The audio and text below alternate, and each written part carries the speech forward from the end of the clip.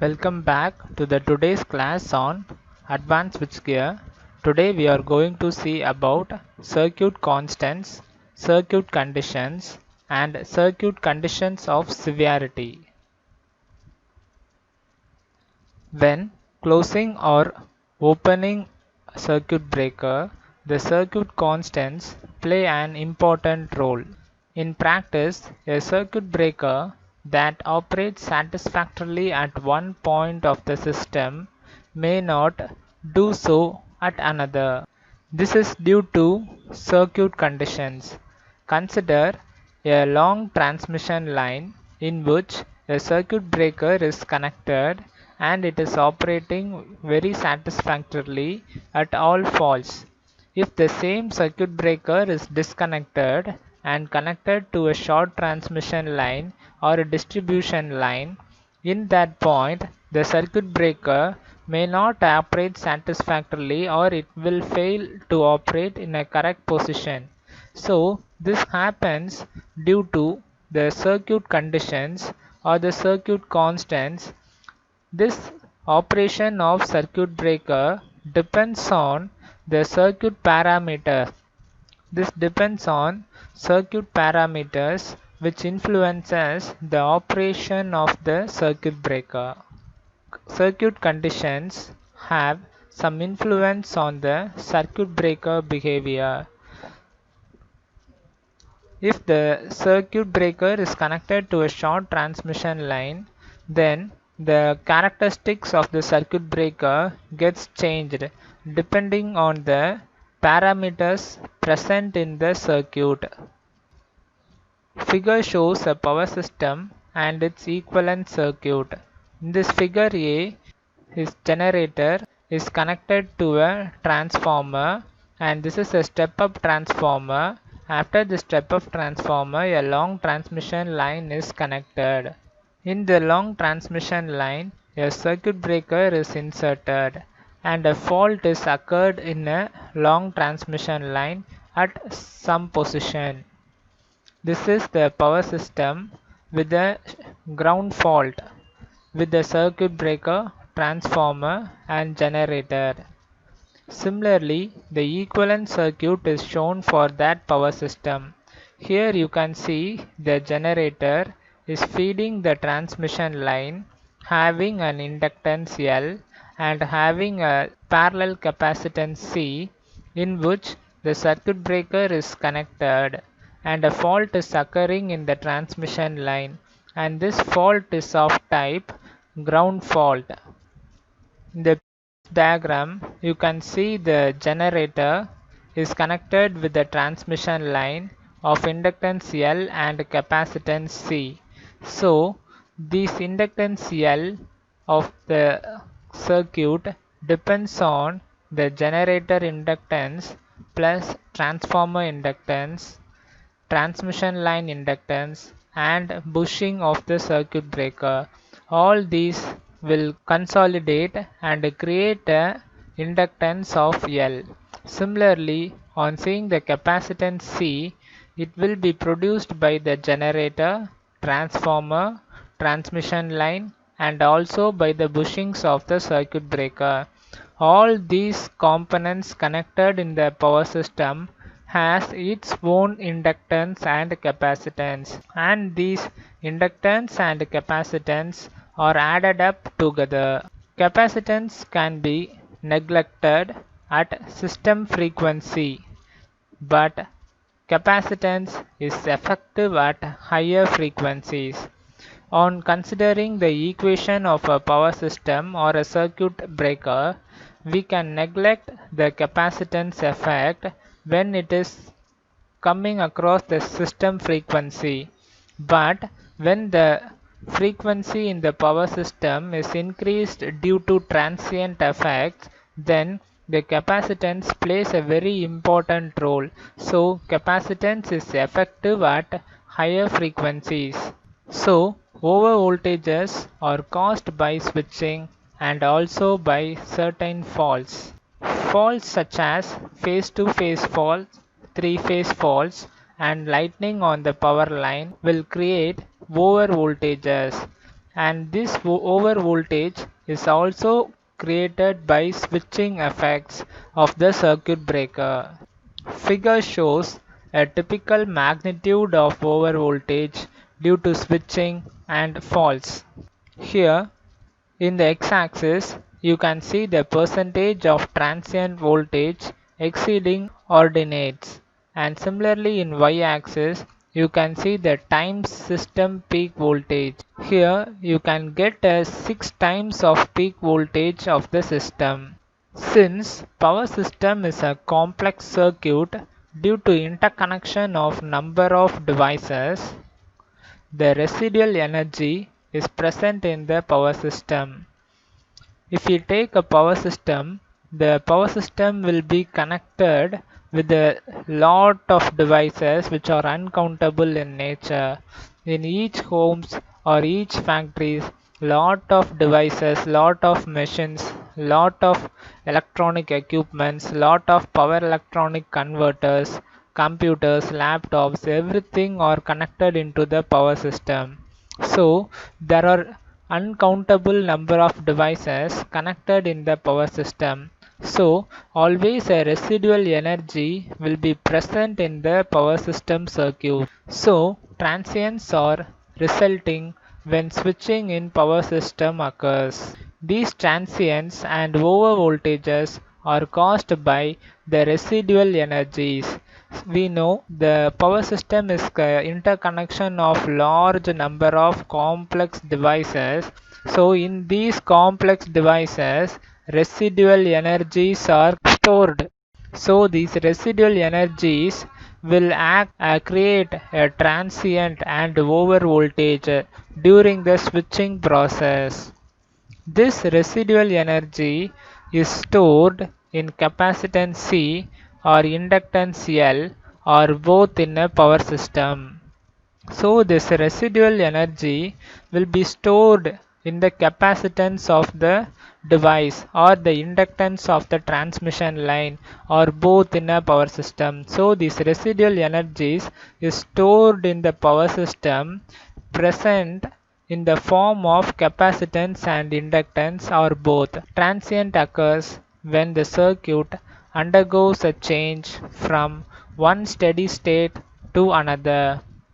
So while switching, the transient will occur because during switching process, the power system will go from one state to another, which is nothing but from off state to on state or on state to off state. So this state change in the power system gives us a transient voltage. This change occurs during interruption of circuit or switching operation of circuit breaker. The behavior of circuit breaker when breaking short circuit currents depends on a number of factors. So, while breaking a short circuit current by a circuit breaker, it depends on a large number of factors, and these factors are termed as condition of severity. Figure shows current interruption take place invariably at zero current at the current wave. Voltage appears across the poles of the circuit breaker has an important bearing on the performance of the circuit breaker. On closely examining this figure, you can see the x-axis of the voltage and current wave with respect to time axis, and y-axis is the magnitude of voltage and current. Here the dashed dotted lines is the active recovery voltage or the system voltage in which the system is operating in a normal condition. So when a fault occurs, at once the arc voltage will be produced. This is the arc voltage which occurs across the circuit breaker, and this is the short circuit current occurring when the short circuit fault or phase to phase fault or phase to ground fault is occur. And at this position, at this current zero position, you can see the fault is cleared by the circuit breaker by opening the contacts of the circuit breaker. So at this position you can see a transient oscillatory wave which is known as restriking voltage transient, and this transient is caused by the state change by the circuit breaker from on state to off state. This state change is caused by the short circuit current by tripping the circuit breaker. So this voltage that appears across the poles, this voltage, this restriking transient voltage appears across the poles of the circuit breaker, has an important bearings on the performance of the circuit breaker. Voltage that appears across the poles after current interruption has a transient part.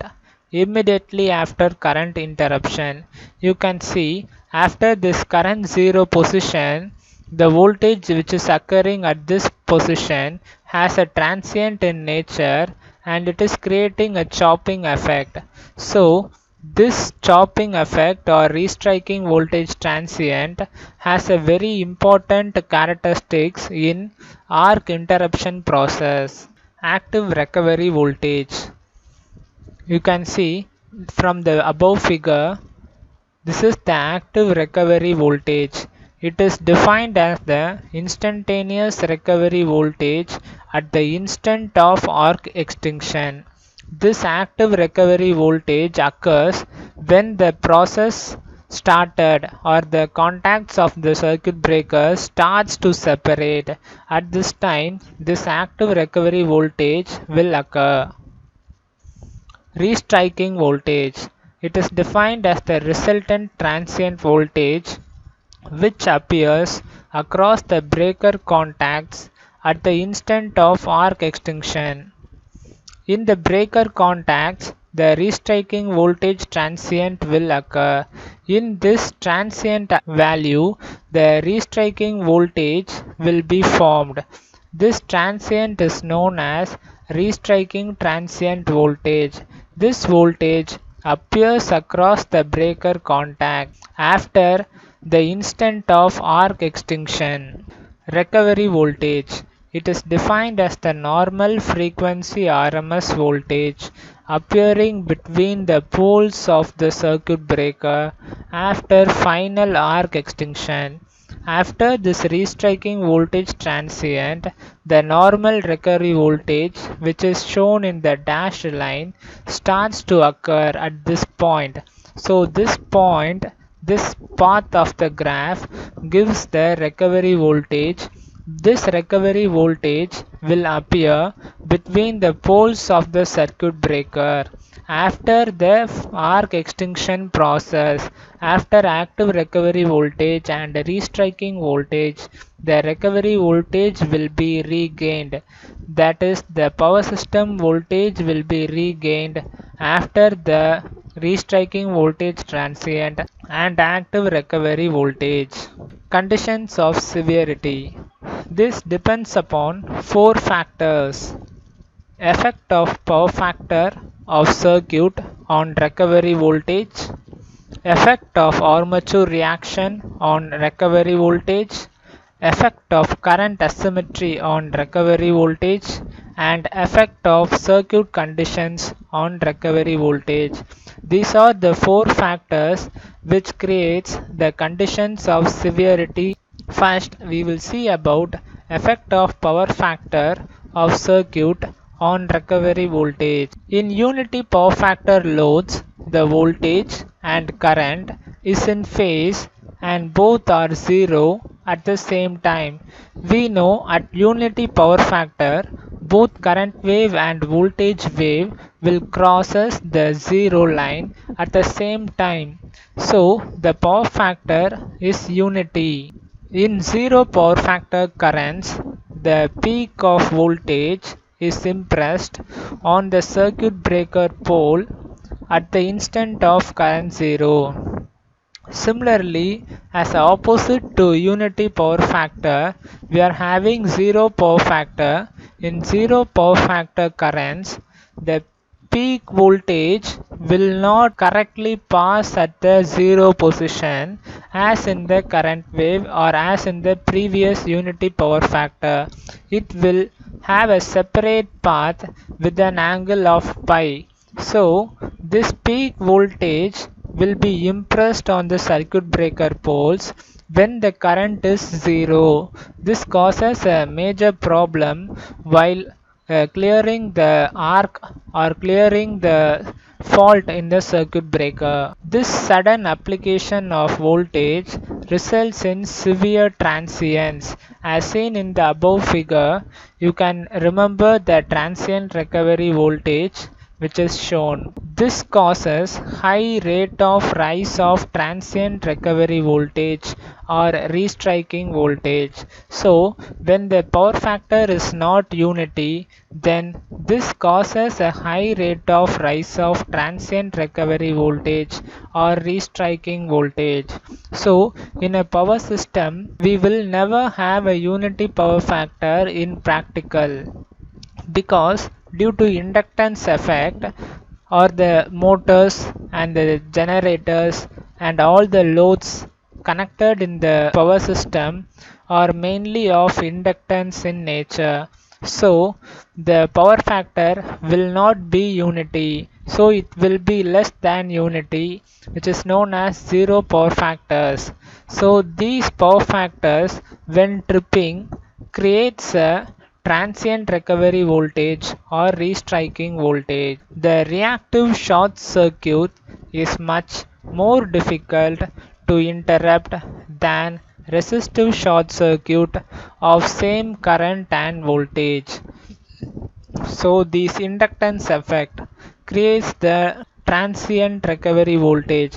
When such transient recovery voltage or restriking voltage is created, then circuit breaker has a more circuit breaker has a difficult task to interrupt the current and voltage. Unfortunately, all series short circuits are almost purely reactive. Since the power system is connected with large inductive loads such as motors, generators, transformers, all these are inductive in nature. So the short circuit currents which are created is unfortunately purely reactive and causes the process of circuit interruption or the process of short circuit interruption more difficult. The figure shows the effect of power factor on active recovery voltage. In the first figure, for unity power factor, you can see the system voltage in this wave and zero active recovery voltage is here and the current wave is present here. You can closely examine that this point the voltage wave and the current wave is exactly coming to zero position at the same time. So this is known as unity power factor currents, and this type of currents is caused by resistive loads, and these types of loads will not create a restriking voltage.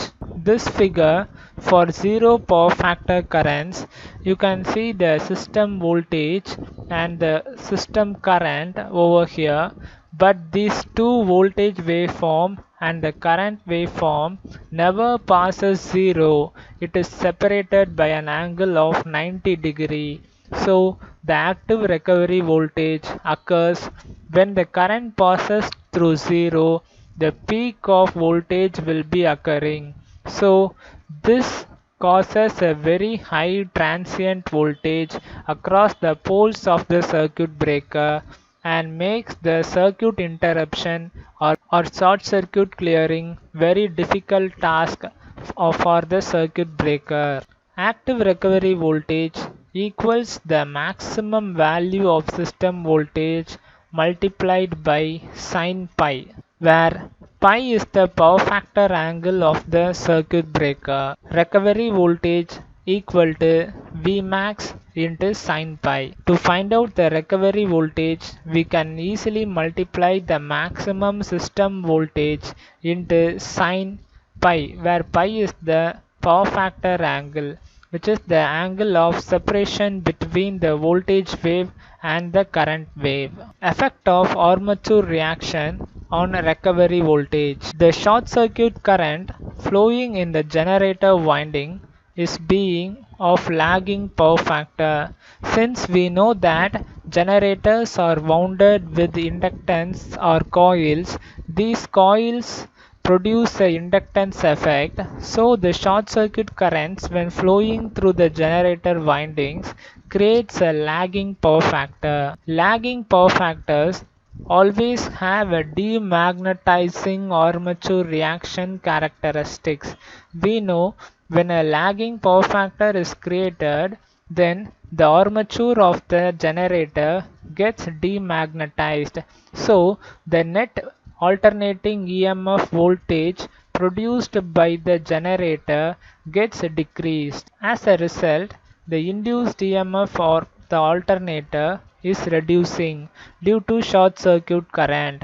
Since the demagnetizing of armature occurs, the amount of flux cutting on the main conductors of the armature of the alternator gets decreased. So the EMF produced on the alternator is also decreased. So the short circuit current makes the EMF produced by the alternator to be decreased. The EMF needs some time to regain its original system value. After the clearing or during the clearing of the fault by a circuit breaker, this EMF needs some time to regain its original system value. So, power frequency components of recovery voltage is slightly less than the normal value of system voltage. So, after clearing the fault by a short circuit by a circuit breaker, the power frequency of the recovery voltage will be lesser than the normal value of system voltage. Effect of current asymmetry on recovery voltage. Existence of large DC component in short circuit current wave may cause the recovery voltage wave to start near 0 point instead at its peak. On seeing this waveform, you can see the current wave at 0 power factor. At 0 power factor, you can see the asymmetry is 0%. When the power factor starts to lagging, then the asymmetry becomes 30% and 60% as shown in the below graph. You can see at 0 power factor, the current and voltage waves are passing 0 at this position. But under lagging power factors, the voltage wave is having the highest peak over here. So this causes 60% asymmetry. So the recovery voltage which are created after the circuit breaker has a ill effect. The DC components in the short circuit current wave causes the recovery voltage wave to start near the 0 point instead at its peak. So the instantaneous values of recovery voltage is thus considerably reduced. So the recovery voltage gets reduced. Thus, by introducing asymmetry in the current wave to be interrupted, it is possible to vary the value of active recovery voltage. So the active recovery voltage can be varied easily by changing the asymmetry of current wave. Effect of circuit conditions on recovery voltage. Recovery voltage of the first phase to clear in a circuit breaker interrupting three-phase faults are shown in the figures. In the first figure, you can see the generator coils over here and the long transmission line with the circuit breaker, and a fault is occurring in the long transmission line and its equivalent is shown here. You can see the neutral is insulated and the fault is being earthed. Since the neutral point of the generator is not earthed, it is known as neutral insulated. And in here, after the circuit breaker, the transmission lines fall in the earth and got connected to earthed. So it is represented as fault earthed. The phase voltages are represented as En and the total phase voltage is represented as 1.5 En. In the next figure, you can see neutral earthed and fault insulated.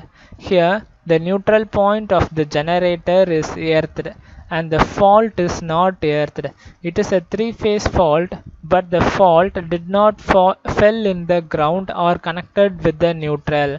Both the three phases of the alternator R, Y, B are gets short circuited.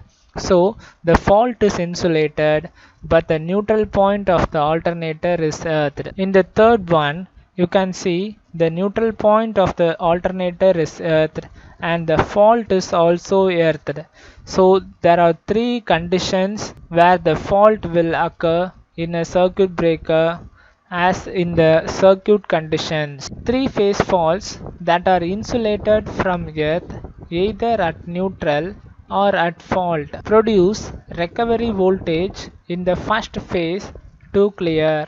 So three-phase faults which are insulated from earth and the neutral will produce the recovery voltage in the first phase to clear. These types of recovery voltage are more severe than produced by the single phase and three phase faults on system with grounded neutrals. So in the first case there is no grounded neutral, so this type of fault without a ground creates a more tedious process in circuit interruption, whereas in the second phase the single phase or three phase fault with the grounded neutrals makes the circuit interruption or make the duty of the circuit breaker to be easier. Consider an ungrounded three-phase fault on a three-phase system with neutral ground